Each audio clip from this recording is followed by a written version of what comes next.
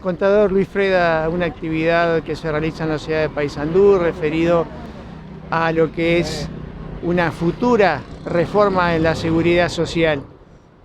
Pero nos interesa conversar algunos otros aspectos de la economía o lo financiero.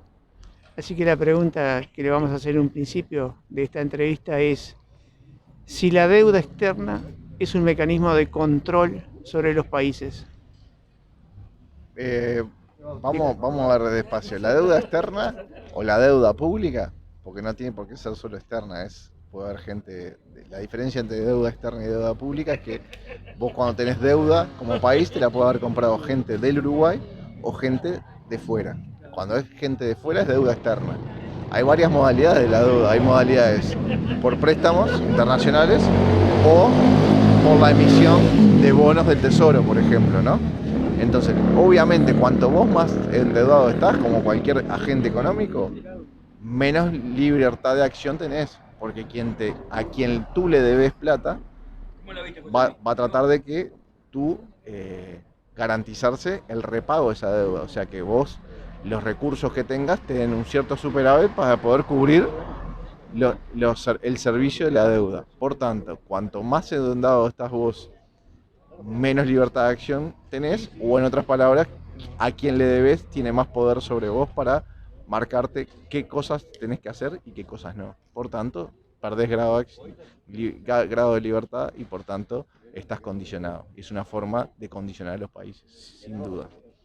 Y al final del tema que se trató hoy en el CENUR Litoral Norte, en la universidad en Paysandú, se enfocó, por lo menos lo que usted expresó, en la cuestión financiera de la SAFAP y de la seguridad social, y cómo de alguna manera esta situación es la que condicionaría, y lo digo así, valga la redundancia, en el condicionar el verbo, condicionaría alguna propuesta que surgiría desde el gobierno. Propuesta que además aparentemente no todos están dispuestos a correr el riesgo del precio público o el costo político.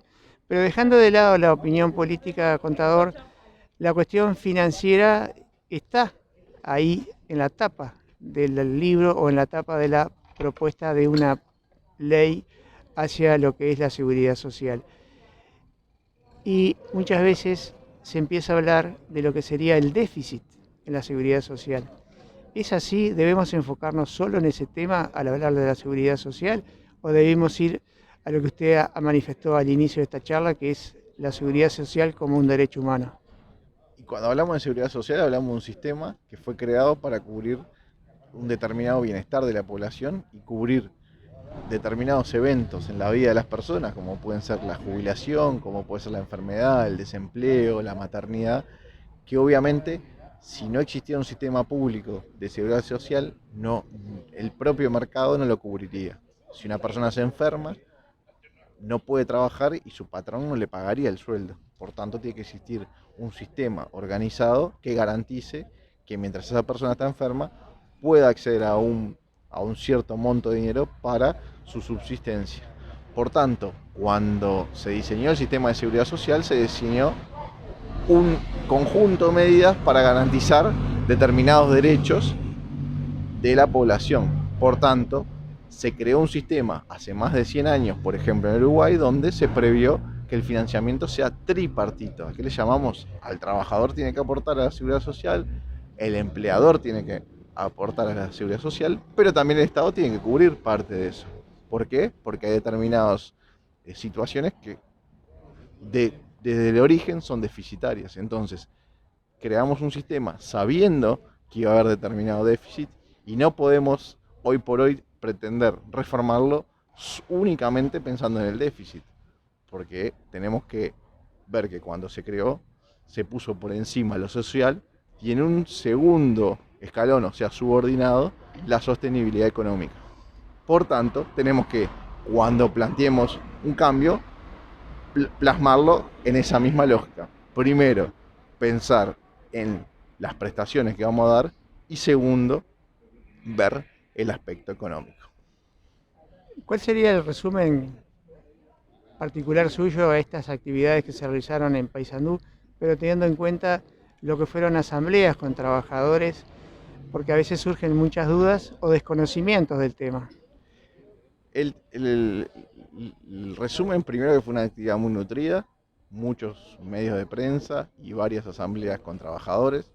Segundo, que es muy importante tocar estos temas porque todos tenemos nuestra vida, nuestras actividades diarias, y a veces un tema como esto, si no se generan estas actividades, no te lo planteás.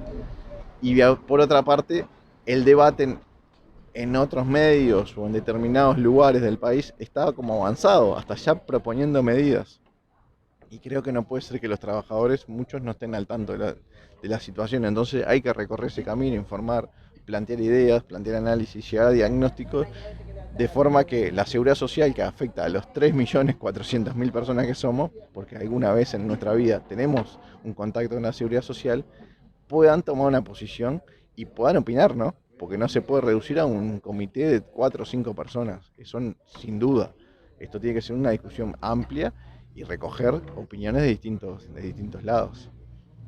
Contador Luis Freda, le agradecemos mucho que nos haya concedido una entrevista y nos mantendremos en contacto porque este es un tema que va a seguir durante muchos años para los uruguayos, con una posible definición en el 2024 a través de la propuesta que ha hecho la Asociación de Trabajadores de la Seguridad Social.